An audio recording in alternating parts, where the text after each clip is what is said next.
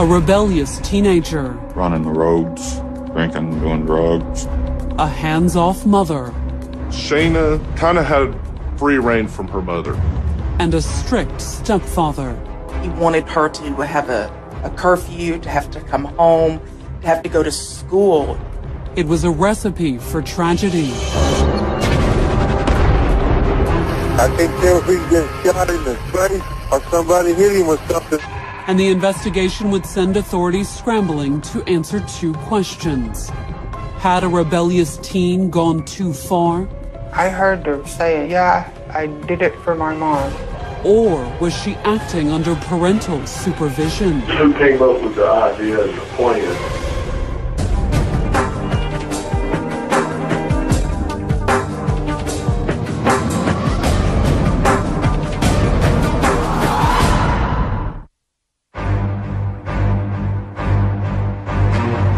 Cushing, Texas, October 23, 2005. It was a little after 7 a.m. when the phone rang at Frances and David Bone's house. The caller was their son James's wife, Marcia Kelly, and she needed a favor. James wasn't answering his phone. Marcia called wanting someone to go wake him up because she couldn't get him awake. Marcia was wrapping up her night shift at Lufkin Memorial Hospital. And her truck driver husband, Marcia explained, needed to get an early start on some repairs to his rig.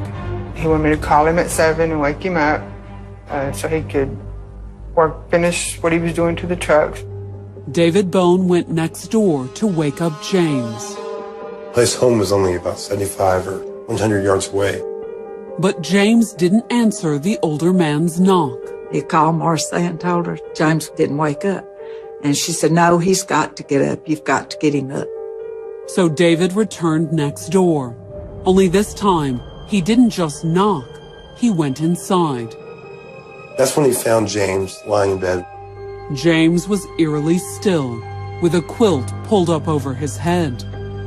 He kept calling James and couldn't wake James up. Took his walking stick and poked him on the foot, and he didn't move or anything. So he pulled the quilt back. And that's when David Bone discovered why he couldn't wake James Kelly. 911. This is David Bone. Okay. Please ask my stepson. What's going on? I think he's dead in the bed.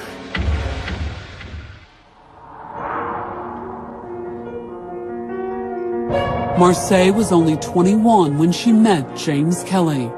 But she'd already been married, divorced, and a mother. I got married the first time at 17. When I met James, I had 2 children, Shayna and Caitlin. She also had a bit of a reputation, a holdover from her years as a rebellious teen.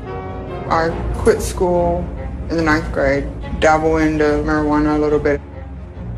She got into, different trouble hanging around with, different people, that she shouldn't have been hanging around with. In fact, that's how she met James in 1992. James and Marcia met, I guess you'd call it, with the crowds that run around. They do a lot of street racing during that time, and that's actually how they met. 2 years younger than Marcia, James was a classic good old boy. All he wanted to do was go out and have a good time, and it consisted of something that went fast or made lots of noise. And Marcia seemed like the perfect girl for him. He loved the fact that she liked to play. And the four-wheel drive trucks, they had a lot in common on that. James and Marcia dated off and on over the next few years. Marcia had a 3rd daughter with another boyfriend, and James had 2 sons with another woman. Then, 2 events changed James and Marcia's lives. In 1995, a probation violation put James behind bars. During the time he was in prison, Marcia and James would, correspond back and forth. After he got out, he started actually trying to do better. Meanwhile, Marcia was dealing with a tragedy of her own. Her mother and her daughter Caitlin died in a house fire. And the disaster almost claimed the life of her eldest daughter as well. Shayna attempted to ride her bicycle out in front of an 18-wheeler to go be with her grandma and her sister. The suicide attempt earned 6-year-old Shayna a brief stay in a mental hospital. From that age on, Shayna was a child that pushed people away. The incident was also a wake-up call for Marcia. She had went back to school. She became a respiratory therapist. Released from prison, James had saved enough money to buy a truck and went into business for himself. He had really seemed to straighten his life out. He was a hard-working individual. And before long, James and Marcia were dating again and trying to build a better life together. Marcia and her daughters moved in with James and his sons, living next door to his mother. I have 8 acres, and my mother-in-law had a house. I had a trailer. James had a double wide. And in 2003, more than a decade after their first date, the couple married. She wanted to go just in front of the Justice of the Peace. And James told her no, he would get married in a church. And they did. They got married in a church. And he was happy. He really was. At that day, you would have thought he owned the world. James didn't own the world, but he did own 2 more trucks. By the wedding, what had started as a one-man operation had grown into a small firm. If you have 3 trucks and you're working every day, you can make pretty good money. Marcia was making good money too, investing some of her hospital salary in a side business. I had bought some bounce houses and started a part-time rental business that I would do on the weekend. And I continued also to do my work as a therapist and the paperwork for the trucking company. So, I mean, we both stayed really busy. But the money they earned did offer ample opportunity to enjoy their time together. We like to go to a place called Shiloh Ridge. It was a 4x4 mud park. They would go down there and play in the mud, and from the time he was a little bitty, he loved to play in mud. If there was a mud puddle, he's gonna step in. But James and Marcia also had another hobby, fighting. You know, James always thought he was right, and Marcia always thought she was right. Somebody's got to be wrong. Can't be 2 rights. And, you know, they bickered and argued. There were some times when me and James were arguing or fighting, or mostly we'd been drinking. But after every argument, Marcia and James found a way to make up. He loved her, and he was just kind of there to do whatever she wanted to do. She wanted a car. He bought her a 68 Camaro. She wanted a 4-wheeler. He bought a 4-wheeler. By 2005, the blue-collar couple was moving into the middle class. But their material possessions masked tensions threatening to tear the family apart. October 5th, 2005, Marcia found herself in the middle of another argument. This time, it wasn't with her husband, but with her 16-year-old daughter, Shayna. I had asked her to clean her room, and she got mad, and we ended up getting in an actual fight, like fist fight. Sheriff's Department got called out because Shayna and Marcia got into it pretty bad. In fact, they were still at it when the deputies arrived. She had pushed me into the glass screen door, and I had a spot on my head that was bleeding. Shayna was arrested on that, and as a result was placed on juvenile probation. Shayna's arrest was the culmination of a battle that had been brewing since Marcia's marriage to James when Shayna was just 13. No stepfather is going to come on the scene at that kind of age and be able to take over a successful parenting role even under the best circumstances. Shayna's circumstances were far from best. Not only had she been struggling with the trauma of her grandmother and sister's untimely deaths, she'd inherited all her mother's teenage rebelliousness. Shayna was pretty wild, running the roads, drinking, doing drugs. She was a troubled child. She had been spinning out of control for a while. Not that her mother had tried to control her. Marcia really allowed Shayna a lot of privileges that most children would not be accustomed to and probably should not be allowed. I felt like if I gave them what they wanted or let them do what they wanted, it was kind of to make up for me not being there. Shayna had begun skipping school on a regular basis. And much like her mother before her, she'd fallen in with a tough crowd. Shayna was hanging out with people who had been involved in the juvenile system as well as the adult criminal justice system. It was a world her stepfather knew well, a world he'd been determined to keep his stepdaughter away from. James was always trying to correct Shayna, more or less be a father figure to her. She didn't want that. And she would tell him, "You're not my father." The friction between James and Shayna had led to arguments between James and Marcia. We had different ways of raising the kids. That was most of our arguments and fights. Anytime I would be around, it was a problem. It's like he developed an attitude anytime I came around, and you could feel when somebody doesn't want you around. So Shayna made an effort not to be around at all. I felt like that I was the cause of their problems. So when I got old enough and I got a boyfriend, I moved out. It seems like their relationship was better when I was gone. She did move out with her boyfriend. She was almost 15, but she was still 14. Marcia had done little, if anything, to stop her.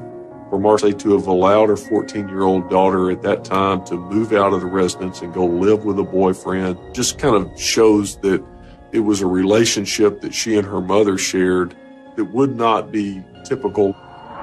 A few weeks later, Shayna was back home. And by 2005, James's tougher parenting approach appeared to be rubbing off on Marcia. When Shayna moved out again at 16, Marcia had taken action. So I went and got her things and made her move home.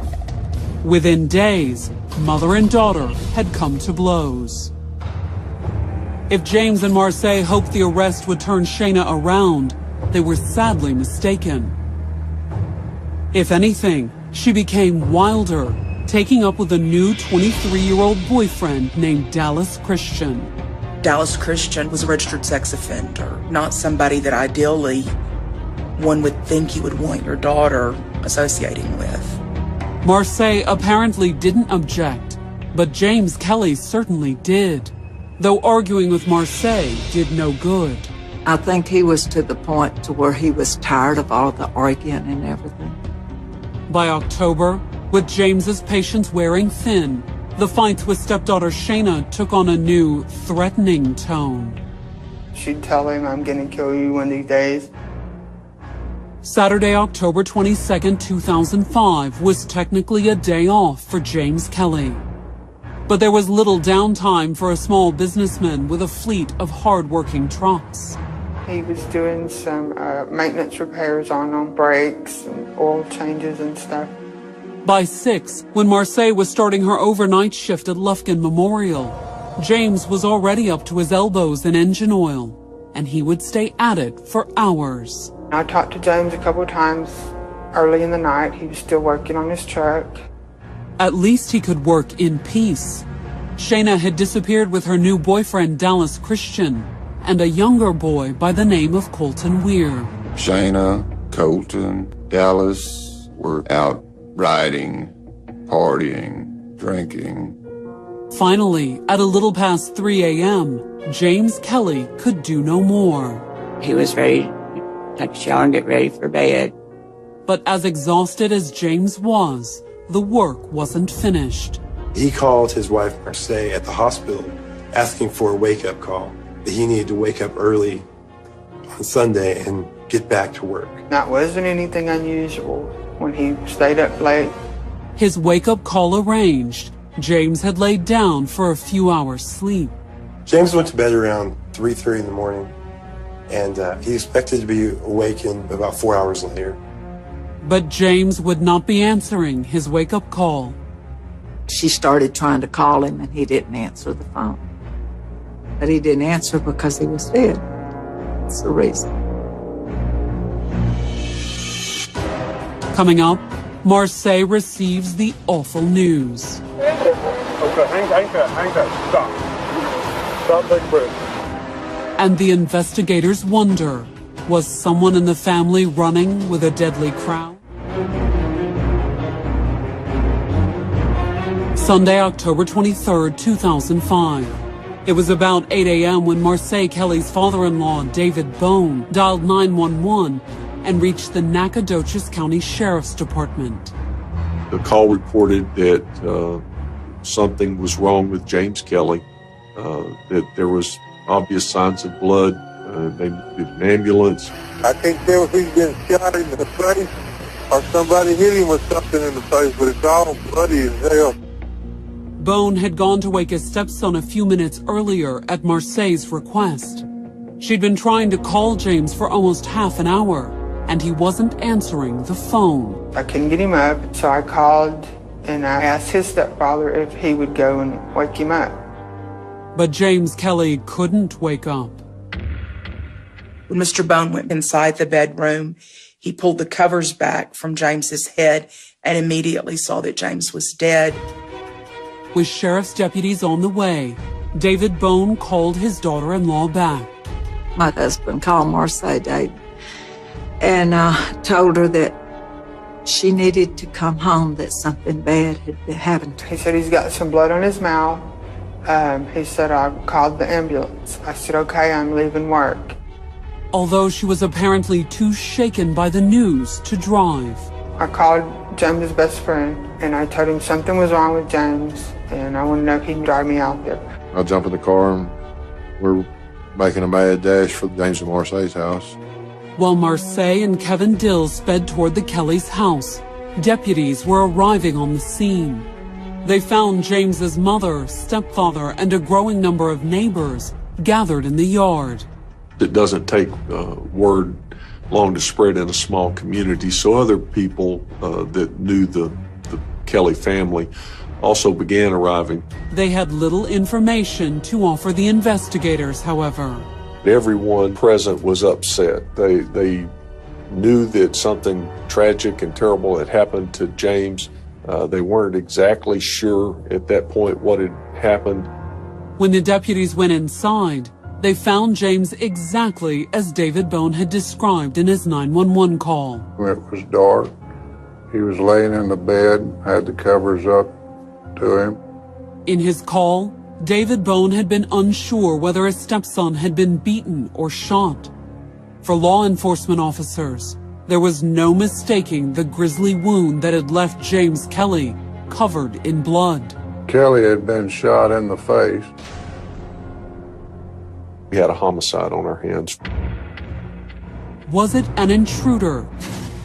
To police, nothing seemed out of the ordinary. It did not appear that anything else had really been disturbed. But lying on the floor near James's bed, the deputies did find one puzzling clue. There was a telephone, a cellular phone laying in the bedroom on the floor that was still open, still in a call-type state. Had James been shot in his sleep? Or had he been trying to make a call when the killer struck? While the officers pondered the mystery, Marcia and James's friend Kevin picked up an impromptu police escort as they sped to the scene.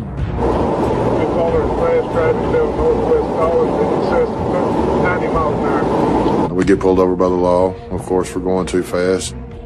The car had barely stopped before Marcia leaped out to try and explain the situation.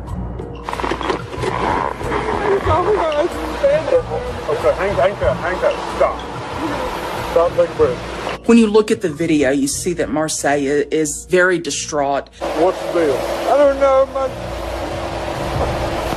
father-in-law found my husband and the cops just got there, they said he's dead. Marcia was in such obvious distress that the officer let them go with a warning. I'm sorry if you lost.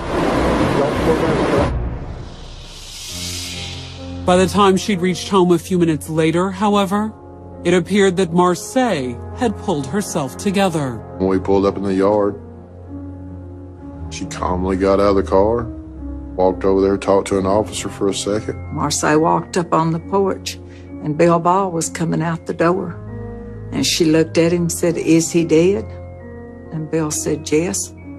Confirmation of the horrible news seemed to send Marcia into shock. She just turned, walked in the house, got the dog food, went and fed the dogs. She was flat. She had no emotions, no nothing. So I asked, could I feed the dogs? Because I wanted in the house. I just wanted in, to see. The officers at the scene did have some questions for her, however. While the coroner's personnel removed James's body from the bedroom, Marcia sat in the living room and gave the investigators a brief statement. We asked her some questions about the last time she had spoken to James. Marcia told the deputies she'd last talked to James while at work at around 3:30 a.m. when he'd requested the wake-up call. And then they asked me, do you know anybody that wanted him dead? I said no. They asked, do you have any enemies? I said, well, I mean, there's people that don't like him, but I wouldn't say enough to kill him. That's what Marcia said in the living room. But out in the yard, deputies were getting a different story from family members. Shayna's name came up several times. The family, as well as law enforcement, was familiar with the troubled relationship that Shayna had with James. Not only had Shayna frequently sparred with her stepfather, several of the young men she ran with had police records. Dallas Christian's name, Colton Weir's name, they all emerged very early on. And we in law enforcement here were familiar with some of those names from some prior dealings as well. And as the deputies at the scene couldn't help but notice, Shayna and her friends were conspicuously absent from the growing crowd in the yard. We wanted to talk to Shayna, so we began to ask Marcia and family members where we could find her at. Marcia played a part in helping us track them down by calling them. Shayna and Dallas Christian came in together that evening. Questioned by the investigators, Shayna said she'd last seen James Kelly at around 9 p.m. the night before. I went home last night about 9 o'clock and got my clothes. I sat down with my dad and we talked for a little while, and I asked him, could I go stay at a friend's house because I'm on probation? And he said yes. For once, according to what she told the detectives, there had been little drama between Shayna and her stepfather. Nobody argued, we didn't fight, we just talked.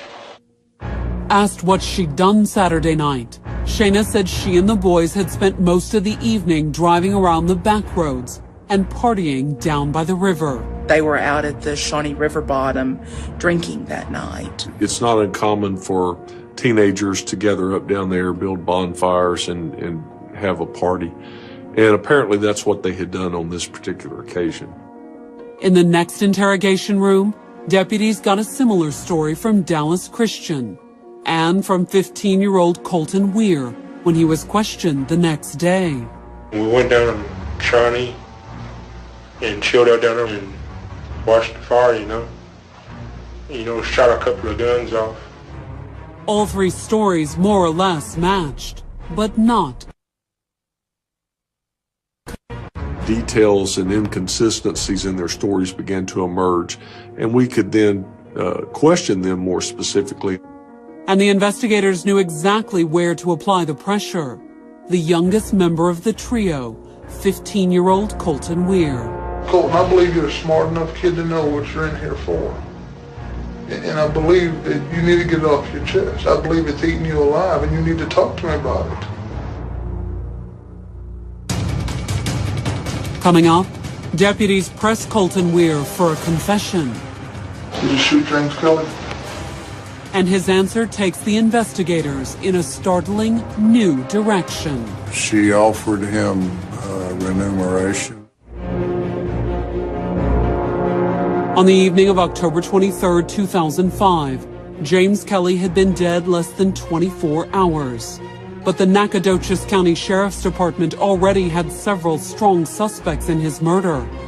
Kelly's stepdaughter, Shayna Sepulveda, her boyfriend, Dallas Christian, and their friend, Colton Weir. These kids had been into some trouble. We had dealt with them. 16-year-old Shayna also had a history of fighting with her stepfather, something her mother, James's wife, Marcia, hadn't mentioned to the investigators.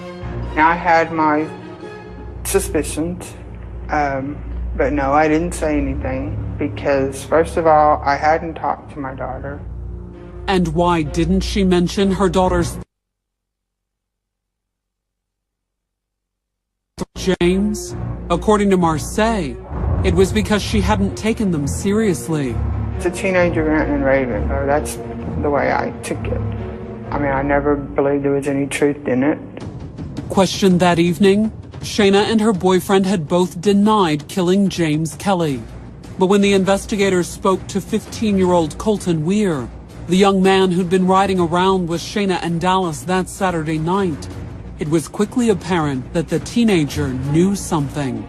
I can look in your face and I can tell that you need to get it off your chest. I mean, it's eating you alive. I can see it in your face. By the time we were able to more or less confront him, Colton had had a little bit of time to reflect on the gravity of what he had done. Investigators were quick to capitalize on Colton's guilty conscience. Did you shoot James Kelly? On the verge of tears, the teenager could only nod. Colton Weir confessed to them that he had been the person that pulled the trigger. After you shot, what did you do? Ran as fast as I could because I was scared. Then the teen went on to reveal what he said were the full details of James Kelly's death. The kids had gone out partying. They were all together. They had already discussed and planned the fact that this murder was going to occur, and they were just kind of looking for the right opportunity. According to Colton, the opportunity had come early on the morning of October 23rd. That's when Colton claimed that he, Shayna, and Dallas had driven out to the house where James Kelly slept. Shayna and Colton got out of the car, got a gun and some gloves out of the trunk of the car. They went to the house where Shayna let Colton in the house, showed Colton where James's room was. Shayna comes back. I think she gets sick to her stomach. She comes back, gets in the car. Meanwhile, Colton had snuck into the bedroom. Where was James at when you went in the house? In his bed. He gets right up in front of James Kelly, who is asleep, and he pulls the trigger. Then, according to Colton, the trio had gone back down to the riverbank. They threw the gun into the river and they burned a few items, some gloves, a sweater that somebody had been wearing. A confession, a list of accomplices, the location of the murder weapon. By the time Colton finished, only one question remained. Why would he go along with the plot? She offered him remuneration, like she referred to it as a ride, meaning a vehicle of some kind. Only according to Colton, it wasn't Shayna who'd offered. By who? By Marcia. It was a stunning statement. But was it true? Was Marcia behind her husband's murder? When the investigators confronted Shayna with the news of Colton's confession, she denied everything. Shayna didn't say anything that helped the investigators. Dallas Christian, on the other hand. If you had to say, here's who came up with the idea and the plan, who's most responsible? Shayna and Marcia. Shayna and Marcia, both.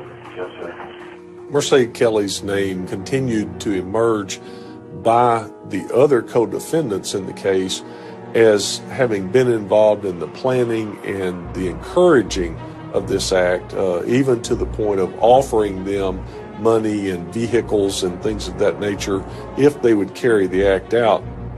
Dallas even told the officers how after the shooting, Shayna had called her mother and told her James was dead. Job's done.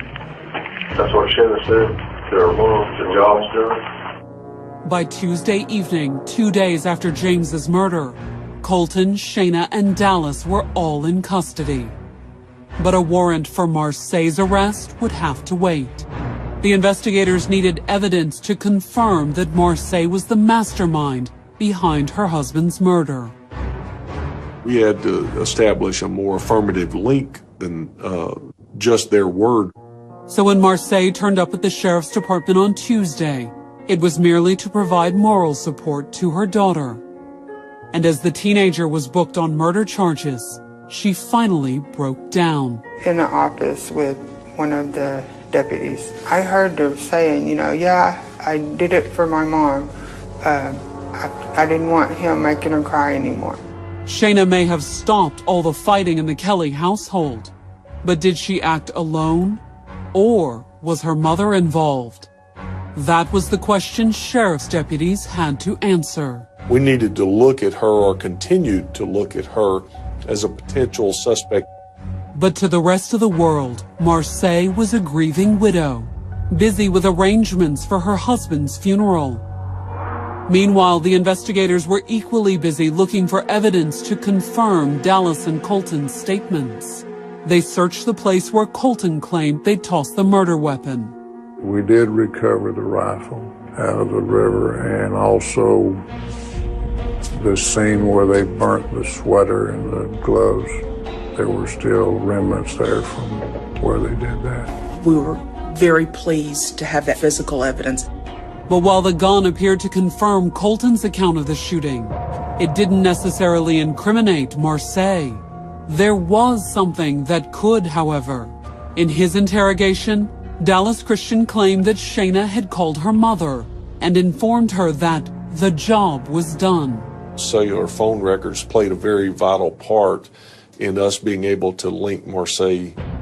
When the investigators subpoenaed Marcia and Shayna's phone records, they revealed a series of calls between mother and daughter over the course of the night. Marcia's phone calls to Shayna before James was shot and after James was shot very much put her in the role of at least being a participant.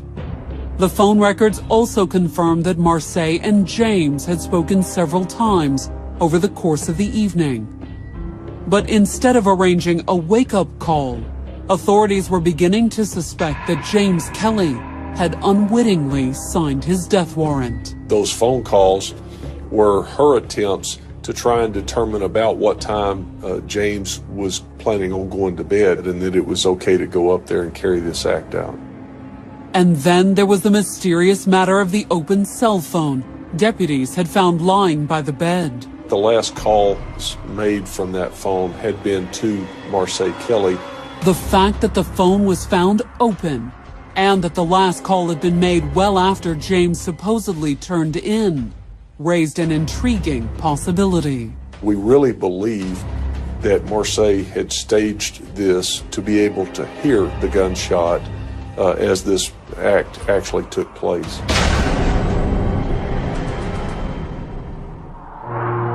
On the afternoon of Wednesday, October 26th, Marcia Kelly met with her late husband's family at a local funeral home. We had a private viewing where we could open the casket. Midway through the viewing, Marcia got a phone call. It was the deputy. He said, come down here, something anyway. They had a few more questions for me. Marcia arrived at the station annoyed. James's funeral was just hours away. I asked them if we're going to be done in time for me to make it to the services that night. The answer was no. So this may come as a shock to you, but we have a warrant for your arrest. And now I ask him for what, and he says murder. The deputy was right. The news did appear to shock Marcia. She acted dumb, like she didn't know what we were talking about, and just can't believe this. I said, why? And he says that I hired Colton. I thought it was just a mistake because I knew I'd never talked to Colton. I've never asked Colton to kill my husband. Coming up, Marcia's case goes to court, and Shayna takes the stand. It was heartbreaking. August 1st, 2006. It was less than a year since Marcia Kelly's husband James had been found dead, shot to death in his sleep. Marcia's 17-year-old daughter Shayna had immediately been suspected of the crime.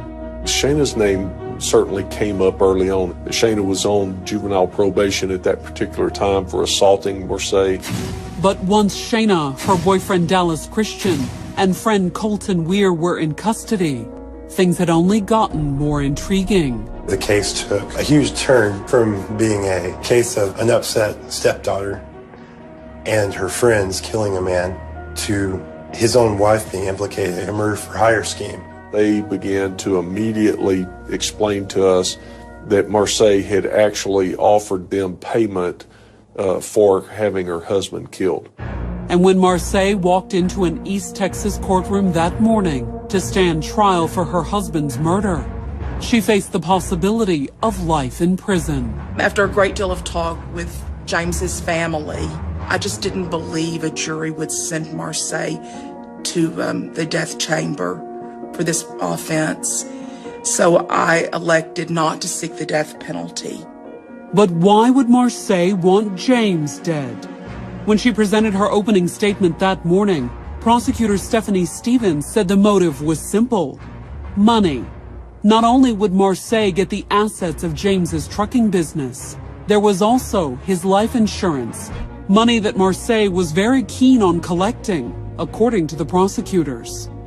The funeral home director did actually contact us and advise us that they thought it was a little strange that she had asked about collecting on those payments. And prosecutors claimed Marcia had earmarked a portion of that money to pay Colton Weir for the hit. Marcia, through Shayna, had promised him a truck in exchange, a truck and I believe some money in exchange for doing this. There was also mention of a jet ski, stuff that he never had, probably didn't think he'd ever would have. So he fell for it. In its open, the defense didn't deny that Marcia had talked about killing James. But in their version, it wasn't part of any elaborate plot.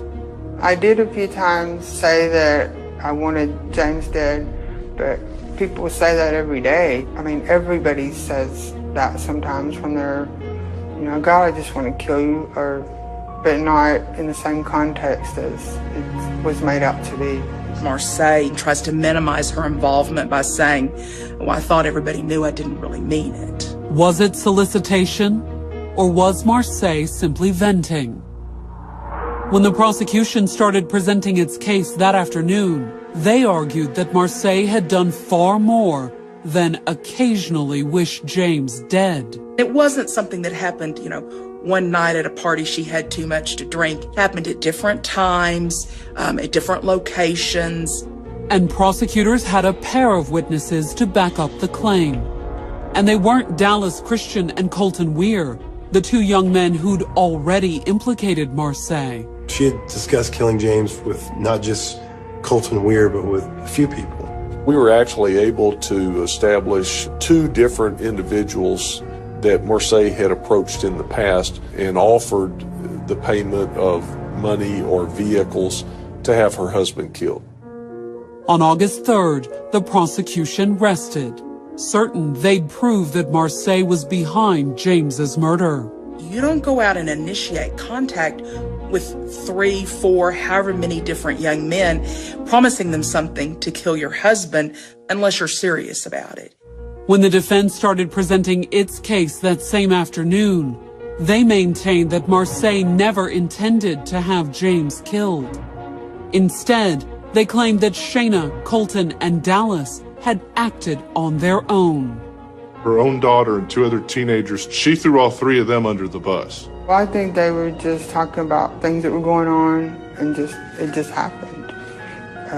I don't think they went out that night planning to do that. I mean, I really don't believe that. Marcia stopped short of taking the stand and accusing her own daughter of murder, however. In fact, she didn't testify at all. Instead, it was her 17-year-old daughter who took the stand on August 4th. Shayna elected to testify on her mother's behalf at Marcia's trial. When she came in and she had her cuffs on, it was heartbreaking. I mean, I hated seeing her like that. Despite the fact that her own murder trial was still pending, Shayna made an emotional confession on the stand. We left the house, and after I heard the gunshot, nobody said nothing in the car. I had went back to the car. Nobody had said nothing. And then just out of the blue, Colton says that he killed him. He goes, "I killed a man." Well, I freaked out and I started screaming because I couldn't believe that that anything happened like that. According to Shayna, there was no plan and no possibility that her mother could have been involved.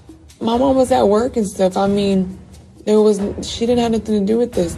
And the DA was steady saying, she paid these kids, she paid these kids. She didn't. I made all fingers point to me and my friends.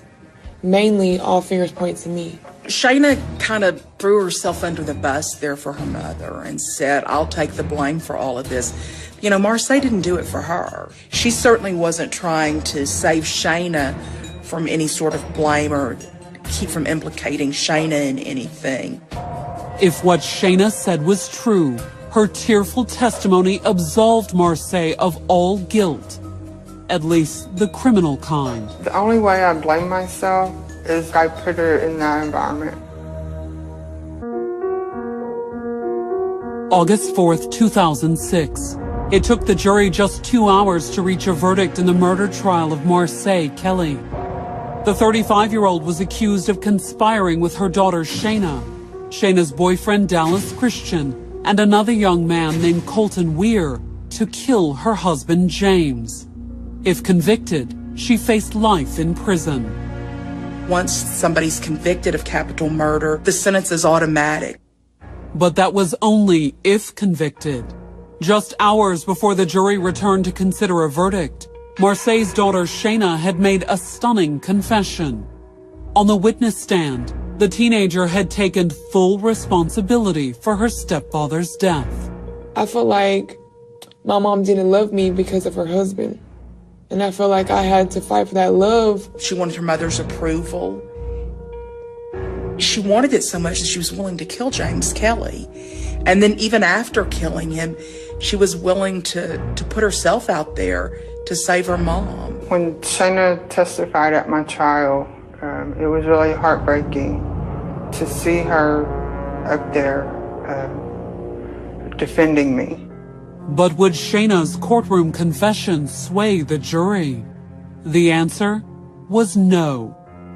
The jury found Marcia guilty of murder. Although Marcia didn't actually pull the trigger, she definitely encouraged, aided, solicited Colton to pull the trigger. And according to the investigators and prosecutors on the case, Marcia is exactly where she belongs. She used her child. She used her child's friends and other people to get what she wanted. She's ruined more than just her husband's life. She's ruined the lives of everybody's family that was involved in this thing. Shayna disagrees. Convicted of murder in 2007 and also serving life in a prison just a few miles away from Marcia, she continues to stand by her mother. I don't think my mom should be in prison. There's no reason for her to be here.